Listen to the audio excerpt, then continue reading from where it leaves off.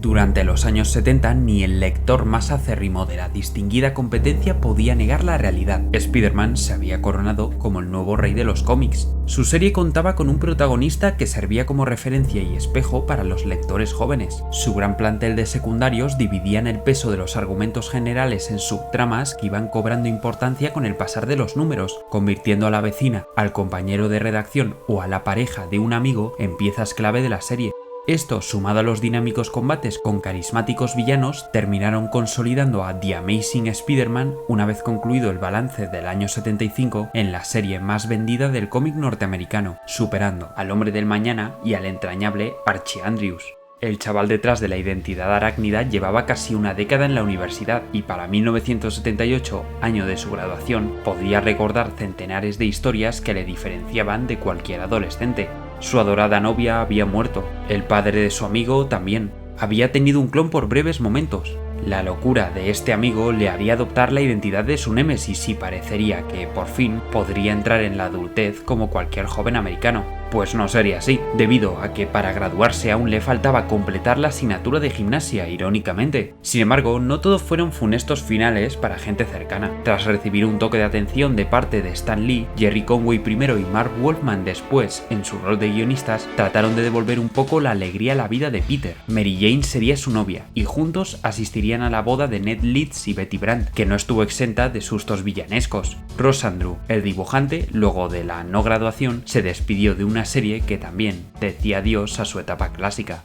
Los próximos años no fueron turbulentos en cuanto a argumentos, pero sí en cuanto a los vaivenes del equipo creativo de la serie. Estamos a punto de entrar en los 80 y tristemente la era de los grandes equipos de 2 o 3 genios llegaba a su fin. Los guiones fueron traspasados por Marv Wolfman a Len Wein y este, a su vez, a Denny O'Neil. Por los lápices de las diversas series del arácnido pasaron autores como John Byrne, el hijo del legendario Romita, John Romita Jr., Keith Pollard, que fue el más establecido durante estos años, o incluso Frank Miller, encargado de un icónico anual que tenía como protagonista al Doctor Extraño en 1980. Sea como fuere, la serie poco a poco fue abordando temáticas más adultas, y ello puede verse en la relación de Peter con MJ. Lo que habían sido desde su adolescencia amores singulares, en su edad adulta se convirtieron en relaciones que vienen y van, ya que aunque enamorada, MJ era una chica demasiado descocada para un Peter más tradicional, que por momentos se debatía por la pelirroja, volvía a abrazar en su vida a una confusa Betty Brant, abría su corazón a su nueva amiga Debra Whitman o caía en los encantos de la Gata Negra, un personaje creado por Wolfman y Dave Cockrum en el año 79 que habría de volverse recurrente durante los 80.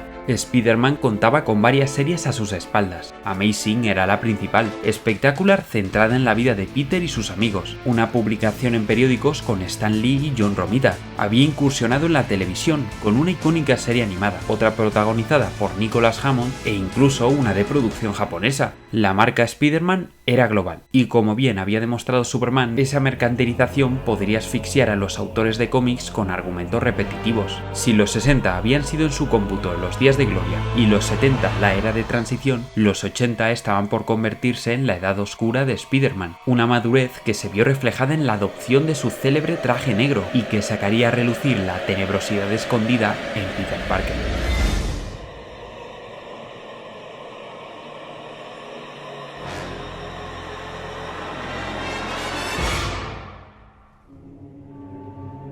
En sus comienzos, John Romita Jr. mantenía un grafismo prácticamente calcado al de su padre. Sí, quizá había momentos en los que flaqueaba y sus rostros no eran del todo coherentes, pero esa falta de maestría pasa a segundo plano debido a las tramas que el nuevo guionista Roger Stern trajo a la colección. La entrada hacía unos años de la vidente Madame Web, que conocía el secreto de Peter, había traído consigo momentos más oscuros en los que participaban villanos con menos interés en la pomposidad, como Kingpin o Juggernaut. Este último respondía a la incógnita de Stern de qué pasaría si Spidey se enfrentase a un villano al que a priori no pudiera vencer a puñetazos. Aunque brutal, lo que definirá los próximos años del personaje no será otra cosa que la irrupción del Duende. Hagamos un pequeño viaje al pasado. El Duende Verde había encontrado su final hacía unos años, en la etapa de Len Wein y Ross Andru. Ambos autores habían enfrentado a Peter con un nuevo Duende Verde, que resultó no tener nada que ver con Harry Osborn, sino que el maniático bajo la máscara era el psicólogo que durante estos años había tratado su locura, lo que propició un combate entre ambos duendes que se saldó, una vez más, con la pérdida de memoria de Harry, Harry, que encontró estabilidad en los brazos de su novia, la rubia Liz Allen. Pues bien, este nuevo duende se convirtió en el principal comedero de cabeza para Parker durante estos años, con quien tuvo un último combate en el número 251, un ejemplar que también nos sorprendió con el anuncio del retiro de JJ Jameson al frente del Bugle y el final del legado del propio Duende Verde, pues con la destrucción de la base del villano, el secreto de la historia de los Osborn se perdería bajo las caudalosas aguas del río Hudson. Estamos a comienzos de 1984 e inmediatamente después de este ejemplar, Spider-Man descubre una estructura en Central Park que le transporta a los confines del espacio, donde se estaba gestando uno de los eventos más famosos de la historia del cómic. En Secret Wars no nos extenderemos demasiado en explicar su historia debido a que ya tenemos un vídeo en el canal. Spider-Man tuvo un papel de secundario antes que de protagonista irreemplazable, al fin y al cabo que podía hacer un lanzarredes frente a amenazas cósmicas. Aún así participó en eventos clave dentro de mundo de batalla, y sería tras uno de los combates que Spider-Man descubrió en una parte de la base una máquina capaz de producir trajes mentalmente, entregándole una sustancia viscosa que no haría sino el teñir su traje de negro y darle una imagen que podría recordar a la de Spider-Woman, un personaje introducido durante estas guerras secretas.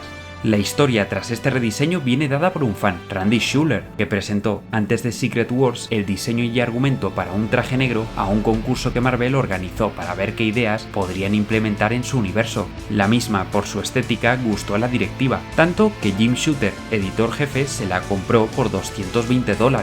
El diseño quedó guardado en un cajón hasta Secret Wars, de las que Peter regresó acompañado del Dr. Connors, con un traje mejorado, pero que no tardaría en despertar dudas tanto en la ciudad de Nueva York como en el propio Peter. Esta nueva etapa del trepamuros con el traje negro escrita por Tom DeFalco comenzaría en 1984 y desde sus comienzos desató numerosos cambios dentro de la continuidad de imagen del personaje. El primero de ellos a comentar sería el estilo del nuevo dibujante, Ron Frenz. Si bien Ron había participado antes en la serie con la historia corta El chico que coleccionaba Spider-Man, sería con la marcha de Romita Jr. a la Patrulla X que podría hacerse con los lápices de la colección. Hubo dibujantes esporádicos antes, pero Frenz sería el primero regular en casi 2 décadas que dejaría de tomar como referencia únicamente a Romita Sr., adoptando mucho del estilo de Ditko, con su Spider-Man menos fortachón, una composición más estándar y un look más creepy para la serie. Incluso en su número 271 se atrevieron a reintroducir a un personaje al que se le había perdido el rastro desde aquel Amazing Fantasy número 15, el aplastador Hogan, en unas primeras páginas en las que el homenaje era explícito. Otro hecho reseñable, muy reseñable, sería en el Spider-Man 257. Peter reveló su identidad secreta a Mary Jane, luego de una situación que era difícil de ocultar, más cuando en el siguiente número la Gata Negra entró sin pudor a la habitación de Parker, constatando una realidad innegable por ninguna de las partes involucradas. Finalmente, en ese mismo número, el 258, Peter, preso del miedo al descubrir que el traje comenzaba a controlar sus noches de sueño, lo llevó por fin a analizar al edificio Baxter, donde Reed Richards le reveló que lo que hasta entonces creía como un tejido viscoso al que dominaba mentalmente era en realidad un simbionte alienígena quien realmente subyugaba al portador. Reed se quedó con el simbionte y el sorprendente hombre bolsa volvió a su apartamento, sabiendo que habría de volver a los viejos usos. El traje negro iría y volvería, debido a que la Gata le cosió uno a Peter como regalo de despedida. A veces incluso Parker se equivocaba de traje. El negro infundía más temor durante la noche, y el rojo y azul era el más amigable durante el día. El final de esta incógnita alrededor del simbionte tendría lugar en el número 100 de Spectacular Spider-Man, que nos mostró la huida de la viscosidad extraterrestre, y en el inicio de la nueva colección Web of Spider-Man, que concluyó esta pequeña saga tras un combate en lo alto de un campanario, cuando el simbionte se despide de un Peter convaleciente. ¿Sería una despedida definitiva? ¿Quién sabe? Otras campanas habrían de sonar en la colección. Mary Jane estaba más unida que nunca a Peter, pese a que su relación iba y venía, y la marcha de la Gata confirmó unos sentimientos que llevaban aflorando durante muchos años. Cuando el tímido cerebrito le pidió casarse a la que durante muchos años fue su vecina, inicialmente obtuvo un no por respuesta. No era el momento, pero el cerrar heridas del pasado permitieron a Mary Jane Watson decantarse por el sí, lo que nos trajo la tan esperada boda en el 21º anual de The Amazing Spider-Man.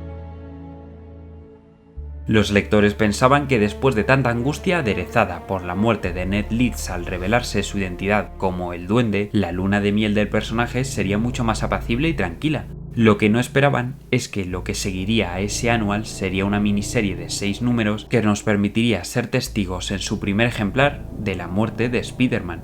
Hablamos, como no, de la última cacería de Kraven.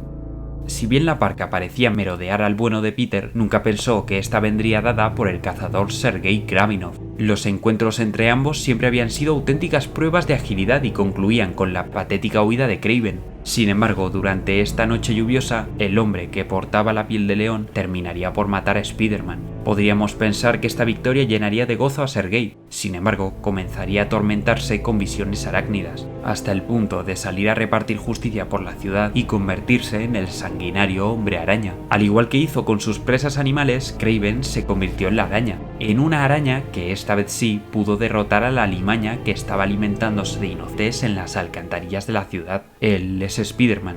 Un Spider-Man brutal y doloroso que más que infundir pavor provoca un terror casi mortal en sus víctimas. Mientras Mary Jane continuaba vagando por la ciudad buscando a su querido Peter.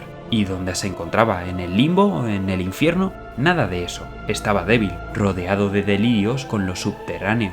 De la tumba de Spider-Man brotó una mano y luego un cuerpo que se tambaleaba con una única finalidad, la venganza. Tras visitar a MJ, Peter se lanzaría contra un hombre que había asesinado en su nombre y con el que, curiosamente, no habría de combatir. Kraven no se resistió a un puñetazo, ni a otro. Levantó los brazos, admitiendo su victoria. La última cacería de Kraven no fue la victoria sobre la araña. La última cacería fue encontrar el honor de un hombre que, pudiendo dar un último golpe a su presa, decidió no hacerlo. Esa fue la prueba definitiva. La ciudad necesitaba a Spider-Man. Kraven no quería matar de nuevo. Debía vencer y tomar la piel de su último oponente. Y una vez este se marchó, Sergei pudo encontrar la paz. Por fin había cumplido con su cometido. Así concluyó su pacto no escrito con la caza. Aquella noche, la alimaña fue detenida una última vez por Spider-Man, que pudo reencontrarse con Mary Jane, sano y salvo. Sin embargo, con el amanecer, Kraven el cazador había muerto. Con honor, pues con sus últimas acciones demostró respeto a la araña. En la portada del Daily Bugle aparecía la última confesión de Kraven y bajo la lápida de un cementerio yacía en paz Sergei Kravinov. Con el final de la cacería de Kraven escrita por John Mark DeMatteis y dibujada por Mike Zeck, somos testigos de una de las historias más oscuras en la historia del sorprendente Hombre Araña.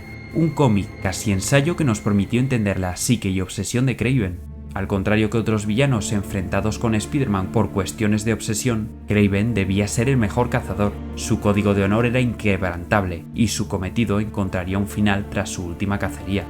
¿Qué habría de seguir para Peter Parker? Ya casado con Mary Jane y tras la miniserie, pensamos que, ahora sí, de verdad, el futuro sería brillante y sin demasiados sobresaltos. Además, las estrellas de la casa eran ahora los mutantes, que con series como La Patrulla X o Fuerza X se estaban levantando aún más si cabe la expectación alrededor de propuestas más violentas y explosivas. Por su célebre participación en X-Force, un nombre sería tenido en cuenta para continuar la labor gráfica en The Amazing Spider-Man, que estaba experimentando otra época sin un dibujante fijo.